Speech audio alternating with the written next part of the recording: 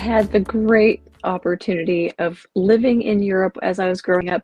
And so in high school, 10th grade through 12th grade, I got to live in Germany and attend an international school. So it was in English, but everybody was from different countries, and it was awesome to get to make friends from all over the world. And it really shaped a lot of how I view people and myself, and just widened my eyes, and I'm grateful for that. This and my school was small, and so we got to do things a little bit differently than maybe you had as Americans growing up in the States or wherever you might be. And so my school allowed juniors to run for student body president. And so I thought one day, I don't even know where the idea came from, but one day the idea came to run for student body president and I don't know, serve my school community that way. And so I got really excited about it, and I started telling my friends, this is what I'm going to do. And the time came, and guess what? They changed the system a little bit. And so instead of there being a student body president, they just had three committees that each had a committee chair over different aspects of student government. And then those three chairs worked together as like a triad of presidents in a way, I guess. So what I ended up running for was the social committee president or vice president or chair. I don't remember even the titles and names of it, but it's been a little while. But I got really excited about running for social. I think it was called VP, vice president. Everybody was just a vice president. And so I had to give a speech in front of my whole high school, like 400 people. So not very big. Some of you, like my kids, have enormous high schools, and yeah, that would have been a different story probably. But I did have a student body of like 400, 450, something like that. And I had to give a speech one morning.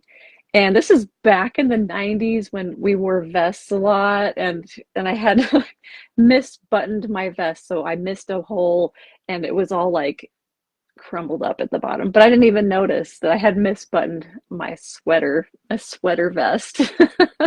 So stylish.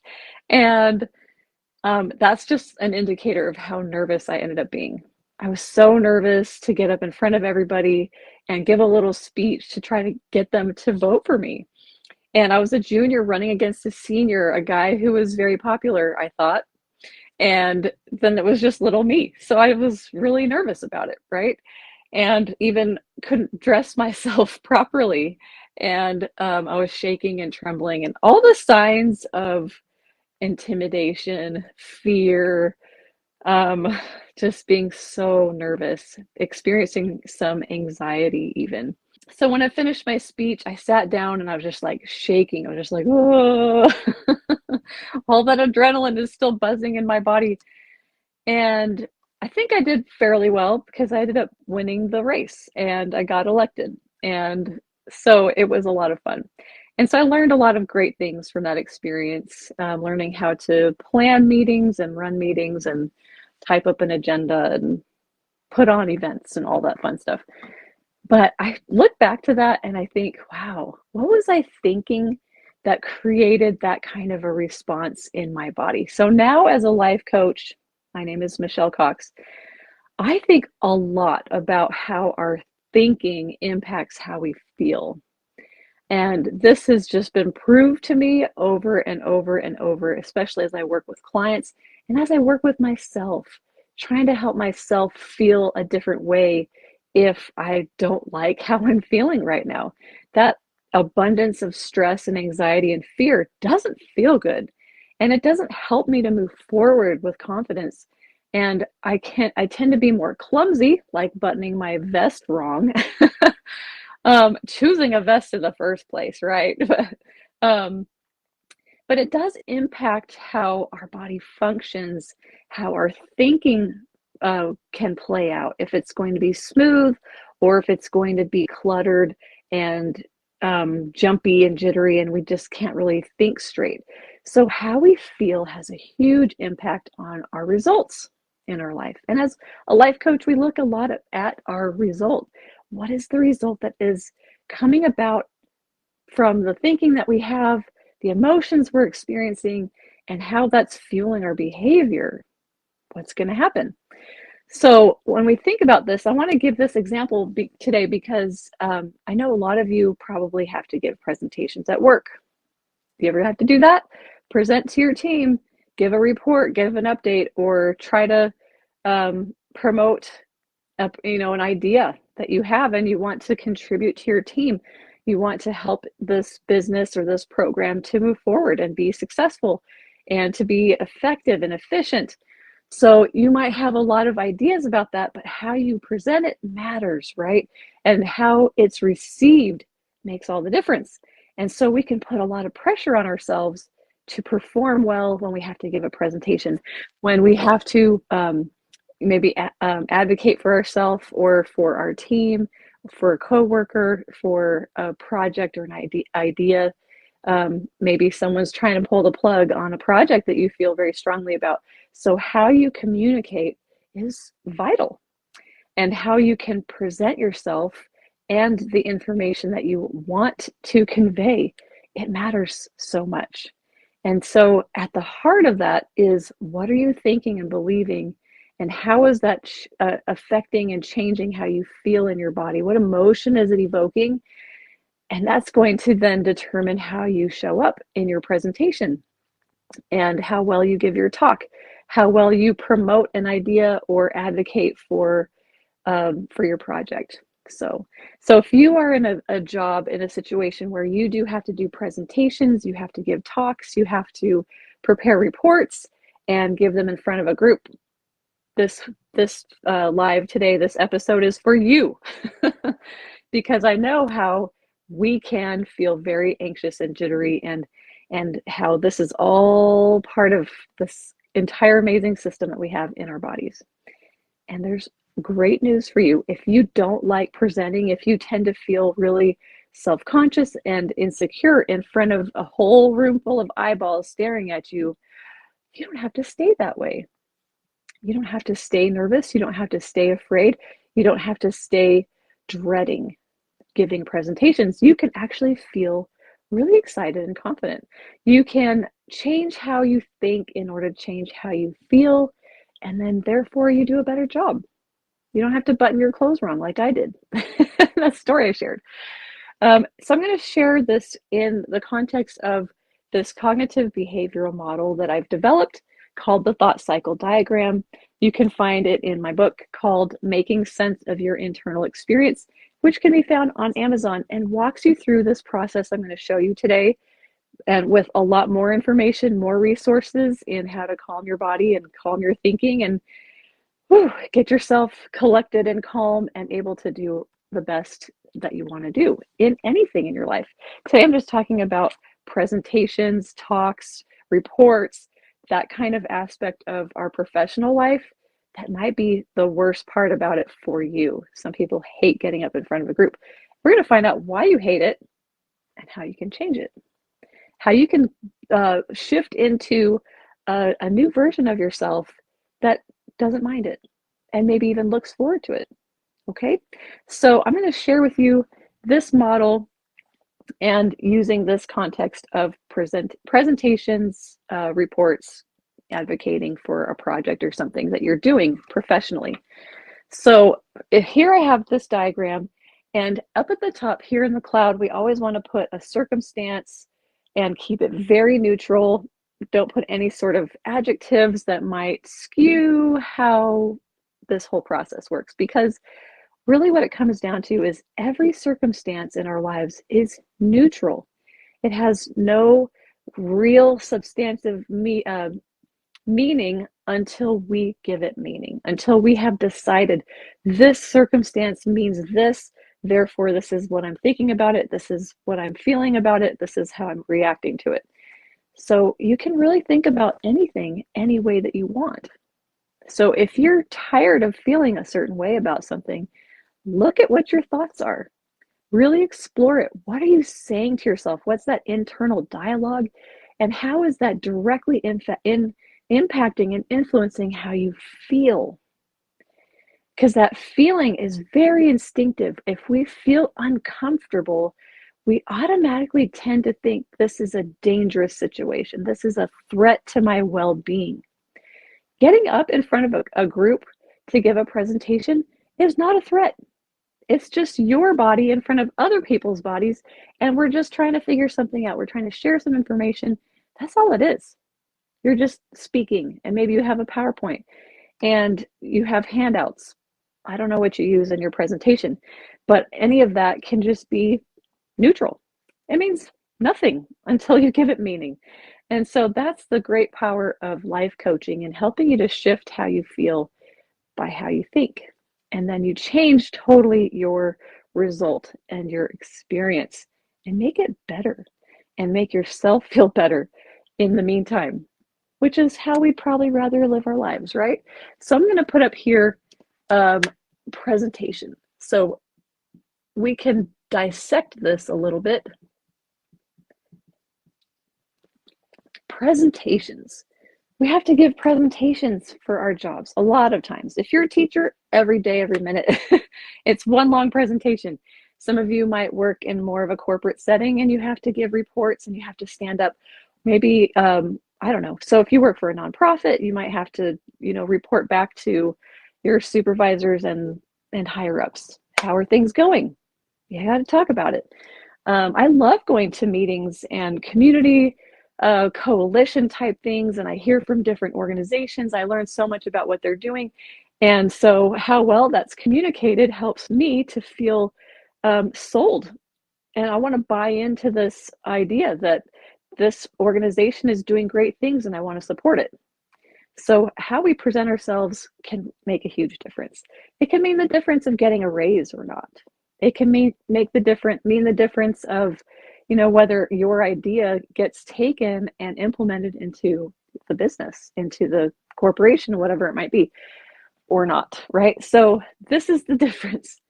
We're going to look at how we think. So first, when I was a teenager and I was giving this presentation in front of 450 fellow students in my high school, which was small, but to me it felt really big that day. And why was I so nervous? Why was I so jittery that I buttoned my shirt wrong, my sweater vest in the 1990s? Because I was thinking things like, what if I mess up? What if they laugh at me? What if nobody votes for me? What if I lose? What if I walk up on the stage and I trip and fall on my face? What if, and as a 16-year-old, a teenager, you're already kind of wired to care about what other people are thinking of you and you're trying to establish your identity. And so as a teenager, getting in front of a big group of your peers can be very intimidating because of how you're thinking about it, the meaning that you're putting on whether you're going to be accepted or not, or appreciated or not. So a lot of my thinking at that time was, what if I fail?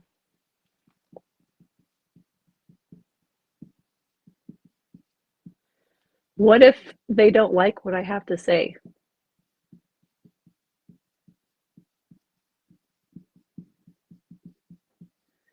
I'm going to shorten that to my speech. Or me. What if they don't like me? Right? So we can have those kinds of thoughts. What if I don't do a good job? What if I fail? What if they laugh at me? What if someone interrupts me and shuts me down? And are having these thoughts. And so often that really is coming to a head when we say, what if they don't like me? What if they reject me? That is far more painful for us as human beings to feel like we're personally being rejected than if, well, they just didn't like what I had to say. Like that feels a lot less awful than if I think they don't like me as a person. So we have to be so, so careful and be very, very mindful and aware of what are we bringing it all the way down to about ourselves. And the deeper that cuts, then the more intense our reaction will be emotionally, and the more likely we are to be very insecure and very unsure of ourselves, because now we're doubting ourselves too. So we're going to go through this cycle again through with a more positive, supportive way of thinking. So first we're looking at our limiting beliefs. What are they? Let's dig them out and open them up. Let's expose them to the sunlight so that hopefully we can examine them, have compassion for ourselves, and then rewrite our story. So what if I fail? What if they don't like my speech or me? Woo, how do you feel? I feel a lot of fear. I feel insecure. I feel nervous. You might even move on and feel dread. Okay. Who wants to go somewhere where you just imagine everybody's hating you and doesn't want to know what you have to say and doesn't care about your opinion? So when you feel that kind of dread that this is going to go badly, you start to imagine it going really badly. Our brains are a powerful, powerful part of our nervous system. And the more that we imagine, we start to fabricate, we start to like create a movie in our head of ourselves dropping our posters, the technology fails, I start choking and coughing, I trip. We start imagining the worst case scenarios, right? Because our nervous system is geared towards protecting us from those terrible outcomes, protecting us from bad things happening, protecting us from pain. And so our brain is going to say, danger, danger, danger, this is not going to go well. So we should just stay home and pretend like it's tomorrow and show up the next day ready, but it was yesterday. So now I can just skip it. We want to skip to the end. And so, but that doesn't help us to move forward. And let's look at how this affects how well we do in a presentation. When we're carrying this kind of thought baggage that's generating this kind of emotional pain, fear, and if I spelled dread wrong, I was like, is there an A? There probably is.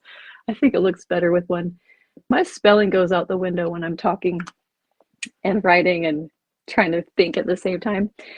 So we'll just laugh about it. All right. So then decision and action. What's going to take place then? If this is the way I'm going to walk into a room where I need to give a presentation, I need to give a speech or a talk, teach a workshop, whatever it might be, if I'm coming into it with this as my operating system, and this is how I'm feeling, then how are my apps going to run? My app of speaking, my app of talking, my app of relating to people in the room, my app of confidence. What's going to happen now? So what are my decision action? How am I going to show up? What am I going to actually do if I'm feeling so nervous, because that's the thought pattern I've got going on?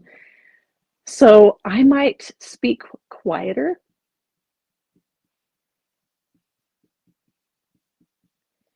And if you speak softer, then people tend to have to lean in and they think that you are not credible. So when you want to seem credible, when you want to inspire their respect and inspire their support, you need to look confident, right? You need to speak firmly and speak more clearly and with more volume, not yelling, but with enough volume that you are solid, you're grounded, right? You're strong there. But if you're speaking quieter because you're nervous, maybe your voice is shaking, you might be fidgeting. Oh, here's another word I'm like gonna spell it wrong, maybe, or not. There we go. You're fidgeting, maybe pacing, maybe you're dropping things, you're clumsier. Let me put that here too. Okay, because whenever we're thinking something is a danger and a threat to us, then our brain and our nervous system goes into a high alert where I've got to protect myself, and it affects your whole body. So your thinking triggers this response because it travels down, the signal travels down your vagus nerve, which then goes to your heart, your lungs, it goes into your face, your facial expression, your vocal cords, how you speak is going to be impacted. And then, that heart rate's pounding. or you're shallow breathing, oh, you're going to get lightheaded, you're going to feel exhausted. It also is going to go that vagus nerve goes all the way down to the top of your gastrointestinal tract. You might feel like you're going to throw up. You might feel like you're like your stomach is so jittery you can't eat. So what you're thinking affects all of that and how your body is responding. And then let's look at the result. So if I'm speaking and presenting, fidgeting, my voice is shaking, maybe my hands are shaking, and boy, they were shaking when I was giving that speech in high school. I was definitely clumsier and more awkward, right? So everything is affected, everything's kind of falling apart when we're walking into that room with this kind of thought, these kinds of thoughts. So the result, less credible.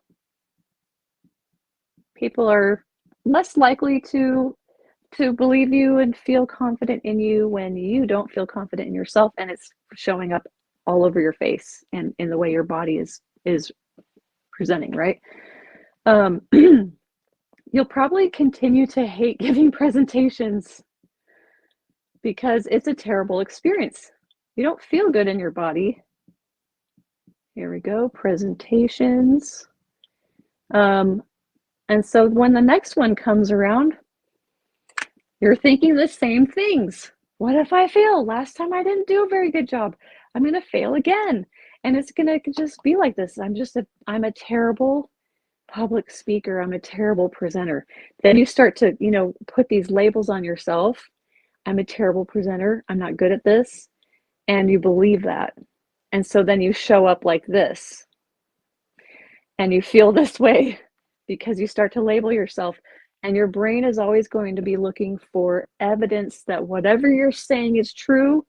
And your brain will try to find it. Look how I stumbled.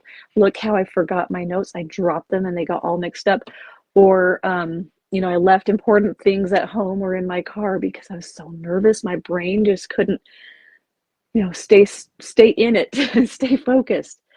And so that's the result. And it's going to keep going around and around and around and around until you give yourself some love and compassion and some grace. And you take a minute to look at, what am I thinking about myself, my skills, my capacity as a presenter? What am I believing? And why am I believing that? What if nobody else thinks that of me? What if I'm the only one who's giving myself such a bad rating?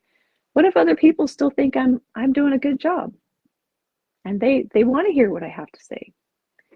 They know I have good ideas and I contribute in the meeting room, and they just want to hear me flesh it out, give more information. They want to stand behind me. So we can think and assume whatever we want.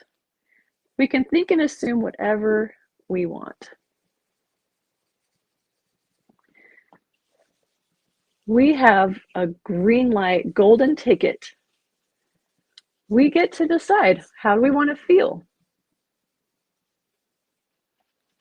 And it's all going to come back to, what are we thinking about ourselves and about presentations.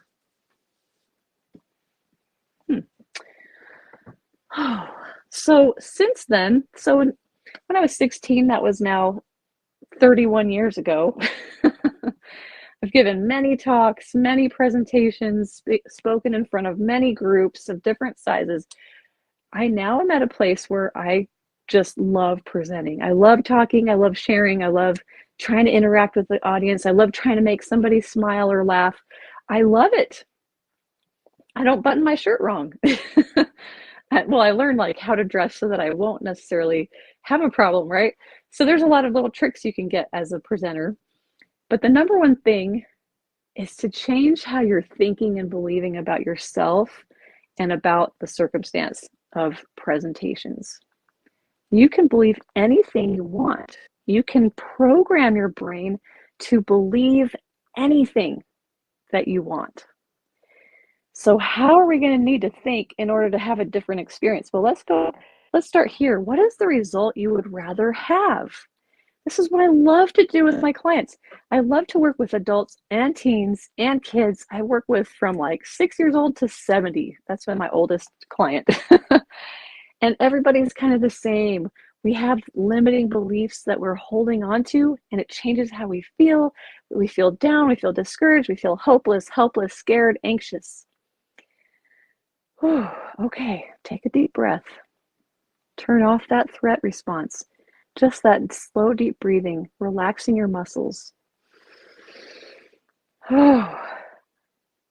Because a relaxed body can't feel stressed. So relaxing your body opens up your mind to think differently, to think bigger, more accurately, more compassionately, more creatively, more confidently, to have that courage that you need. This is a challenge for a lot of people, to get up in front of a group and to speak to them. That's a big challenge. But guess what? It doesn't have to stay there. You can have that challenge and still meet it with courage. We're going to dissect this story and uncover some thoughts and beliefs that you can have that completely change the cycle, even though the circumstance is exactly the same. Exactly the same. Got to give a presentation at work. Okay? It's not a big deal. You can do this. And this is how. So first of all, we want to look at what was the result we were having in the past that we didn't like. Okay, we didn't like that people thought of us, that we were losing some of our credibility by not having courage and confidence as a speaker. So what would the opposite be? We gain credibility, right? We can inspire that. And I love to say inspire, because we can't control anybody. We can't control their thinking. We can't control their feelings. We can't control their actions. We can inspire, though, because they have a nervous system that's reading us too and looking for threats. And they want to see that they can trust us. They want to know that we're going to do a good job. They want to know that we're going to follow through, that we have a good idea, that it can actually work. Whew. Okay, so we want to help their nervous system to relax and be calm and feel comfortable with us. And that's how we can say we have gained credibility, right? When their nervous system can be calm around ours, or excited in a positive way, that they think, oh, this is a great idea. I can't wait to see this, implement this. Let's go for it. That's a positive nervous system response to us. And that's what we're going for, right? So gain credibility. And let's say in the past, you have just hated presentations. You've hated it. You hate it. You hate it because you have all this thinking that it's a bad thing. What if you say, presentations are no big deal? I'm going to give you some thoughts how to do that. But what if you just thought, oh, presentations are fun? I don't want to get too many thoughts yet, but like your result could be that you enjoy giving presentations.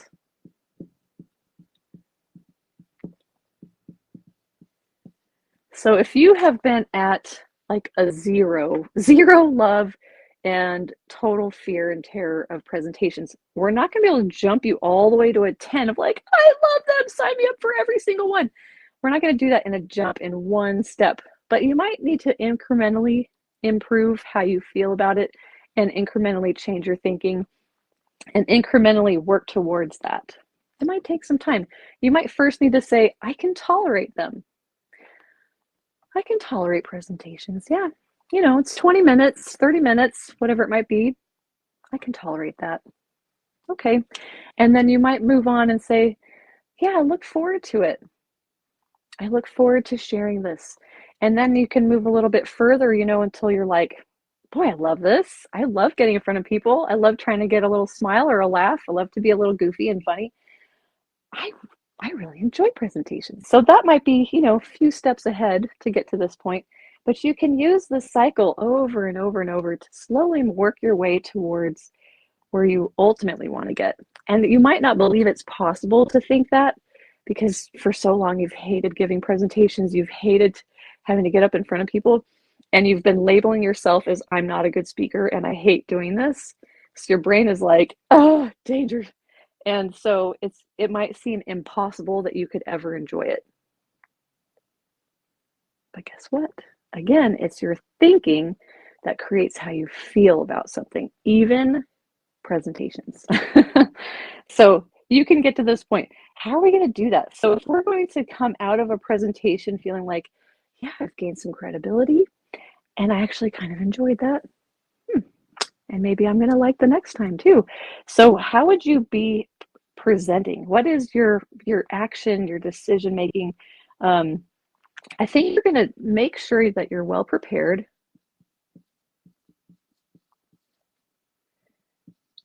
And not out of anxiety, but out of like optimistic, an optimistic mindset of, oh, I want to make sure I've got my notes and I have my clicker and I have batteries and I have the cable that I need to connect my laptop. And you're going to look for all the things you need to do to be well prepared, but not out of anxiety and dread, but out of like, I look forward to doing this, right? I enjoy presentations.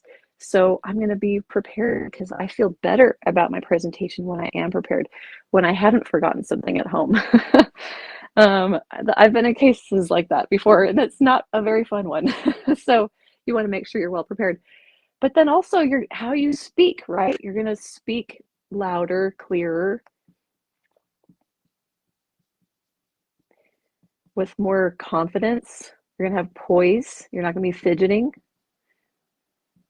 Confident stance.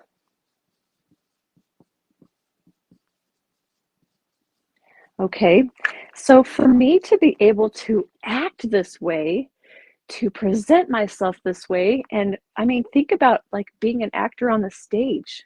I've got to have some sort of emotion underneath it to be able to present my body this way, and my actions and my voice and my facial expression. I've got to create this.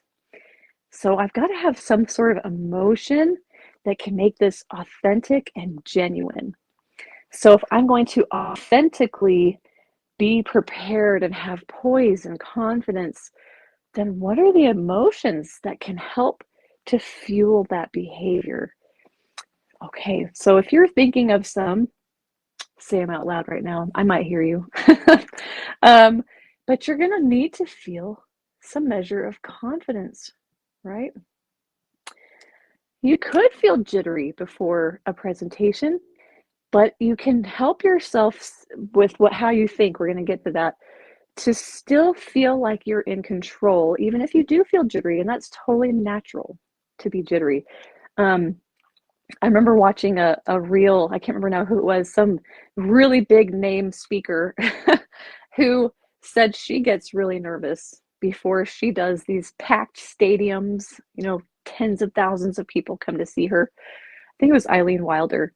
And so she has certain things that she does for herself to calm her nervous system down because she gets nervous. And she's, making the millions, talking to millions of people. So she's got this down. Even she gets nervous.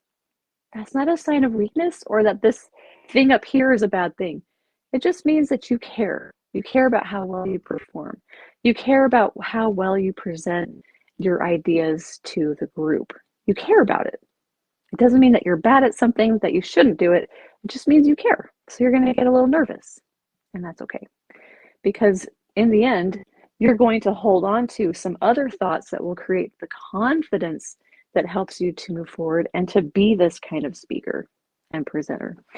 Okay, so you're going to feel some confidence. You're going to feel maybe some excitement.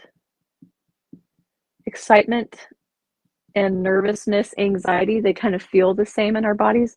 So it's really your thinking.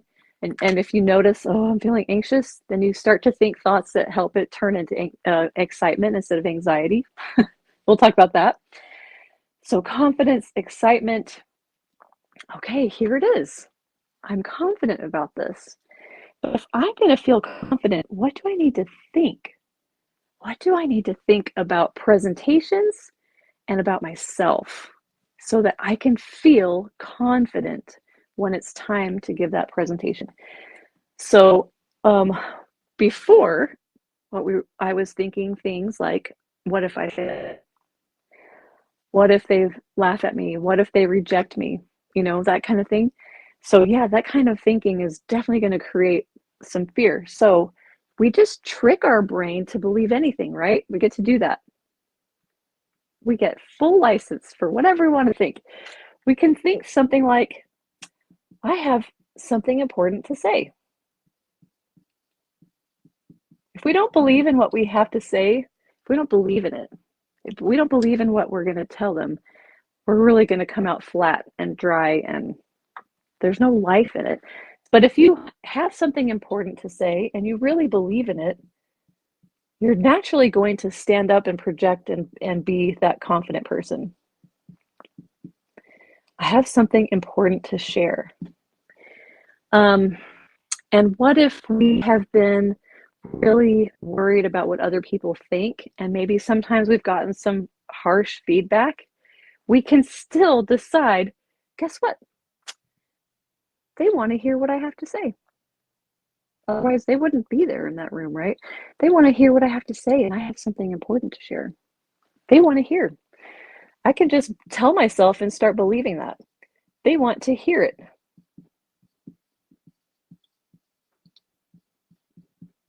Okay? I have something important to share. So share it.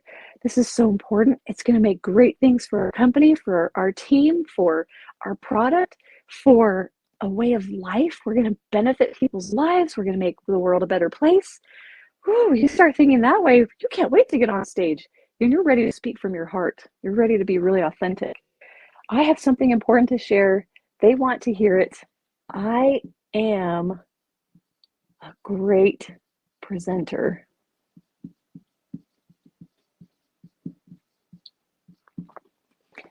That is going to be the most powerful thing. When you turn the previous limiting beliefs that were about yourself and your ability to present or whatever it might be, and you turn it around and you say, actually, I'm really good at presenting.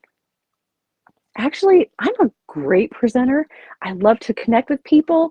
I love what I'm sharing. I believe in the message. I believe in this idea. The more that you talk it up to yourself inside, write it down, write yourself a script that really helps you to generate that belief, and that your brain can really grab onto this, that I'm a great presenter. I'm good at this. I don't have to be better than anybody. I can just be good on my own. But the more that you fuel yourself, fuel your mindset, change it, tailor it, adapt it to exactly what you need, that will help you to feel confident, to believe in yourself. And then walking into that room, you're going to be standing up strong and solid and firm. You're not going to be kind of hiding and umming and sort ofs, and I can sort of do that, and maybe this will work. Like, this is going to work. This is going to make people's lives better. I'm excited to share this with you today. And you're going to use that big, dramatic volume and vocabulary, and it's just going to flow out of you because you believe in it, because you know you're a great presenter. You know you're the right person to share this message because you've been telling yourself that you are. You've been training your brain to believe in it. And so then you're going to show up that way. And again, it might be such a big jump to go from where you have been to where you want to get to as a confident presenter.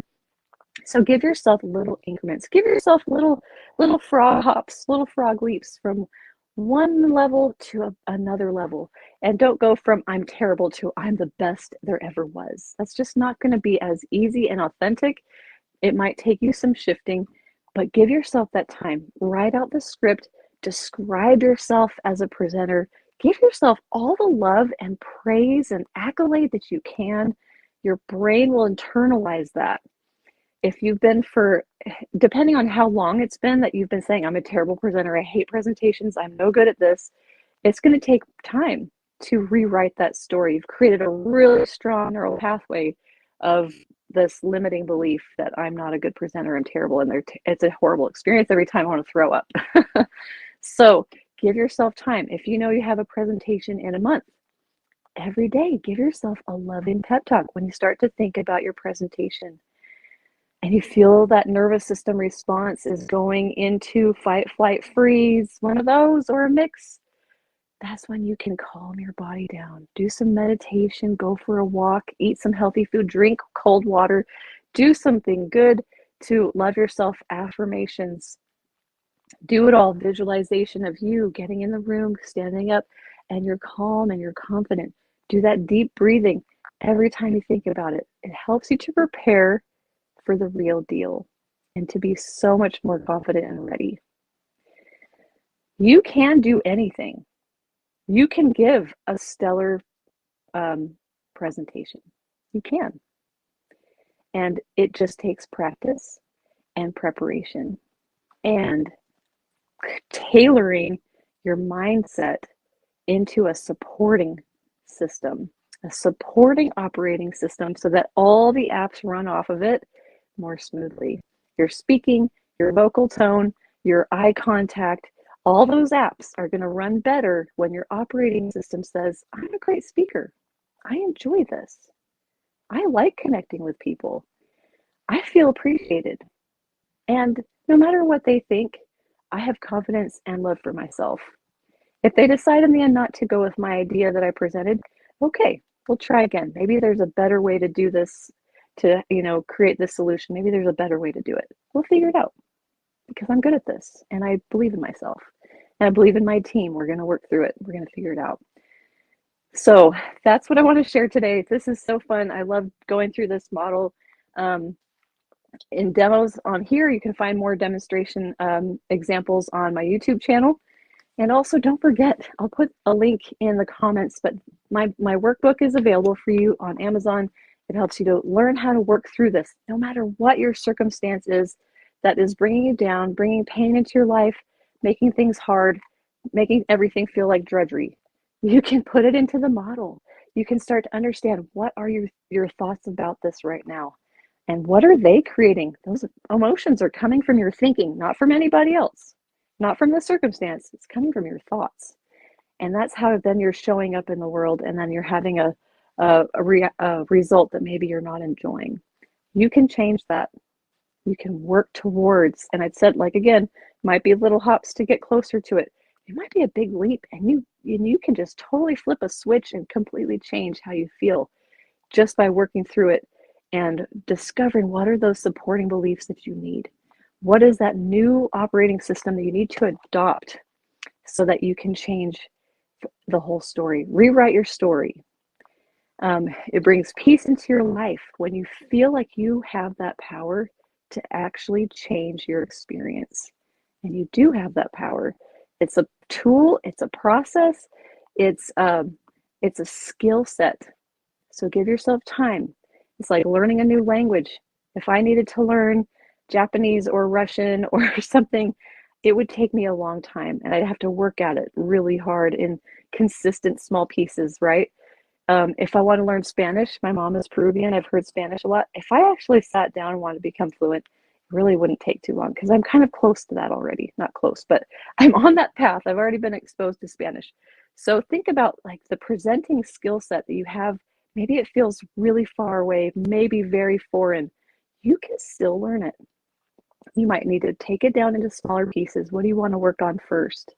Do you want to work on your facial expressions? Do you want to work on your vocal tone? Do you want to work on eye contact first? Or just the way you stand, your presence? Do you want to work on like creating the content? What is it you need to do?